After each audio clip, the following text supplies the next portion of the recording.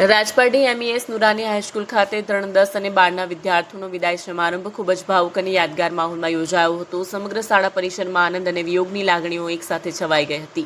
પ્રકૃતિનો અડગ નિયમ છે કે સૂર્ય ઉગે છે અસ્ત થવા માટે, કારણ કે અસ્ત પછી જ નવી સવાર આવે છે. ફૂલ ખીલે છે કરમાવા માટે, કારણ કે કરમાયેલ ફૂલની જગ્યાએ જ નવું ફૂલ ખીલે છે. વસંત પછી પાનખર અને પાનખર પછી ફરી વસંતનું આગમન થાય છે. એમ જ જીવનમાં પરિવર્તન સ્વાભાવિક છે. શાળામાં વર્ષો સુધી અભ્યાસ કરનાર વિદ્યાર્થીઓને પણ એક દિવસ વિદાય લેવી જ પડે છે, જેથી તેઓ જીવનમાં વિશાળ આકાશમાં પોતાની ઓળખ બનાવી શકે.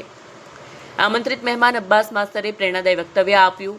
તેમણે વિદ્યાર્થીઓને સંદેશ આપ્યો કે જીવનમાં મહેનત, શિસ્ત અને સંકલ્પ એ જ સાચી સફળતાની ચાવી છે.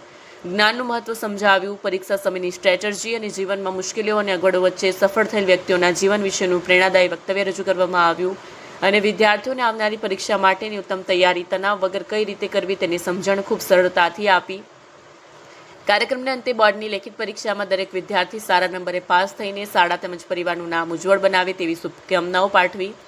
આ પ્રસંગે યુનુસ કુરૈશી, અબ્બાસ માસ્તર, દાઉદ પટેલ, દત્તુભાઈ પંચાલ, ઇકબાલ રાઠોડ, મખદુમ કરીમ, સિરાજ શેખ, કાદર મંત્રી, હાજી રસીદ શેખ, યાકુબ પટેલ, ઇસ્માઇલભાઈ પટેલ, મુનીર ખોખર, તનવીર ખોખર, ઇરફાન ખત્રી તેમજ શાળાના પ્રિન્સિપાલ જતીન સાહેબ, ટ્રસ્ટીઓ અને શિક્ષકગણ હાજર રહ્યા અને વિદ્યાર્થીઓને શુભેચ્છાઓ પાઠવી. શાળાની શિક્ષિકા મંજુલાબેને જ્યારે વિદ્યાર્થીઓને આશીર્વચન આપ્યા ત્યારે સમગ્ર હોલમાં ભાવુક માહોલ સર્જાયો. તેમના શબ્દોમાં માતૃત્વનો સ્નેહ અને શિક્ષકનો ગૌરવ સ્પષ્ટ દેખાતો હતો. ઘણા વિદ્યાર્થીઓની આંખોમાંથી આંસુઓ વહી નીકળ્યા અને મિત્રો સાથેની યાદો તાજી થઈ ગઈ. આ વિદાય સમારંભ માત્ર વિદાય નહોતું, પરંતુ નવા સપનાઓ તરફ આગળ વધવાની એક પ્રેરણાદાયી શરૂઆત હતી.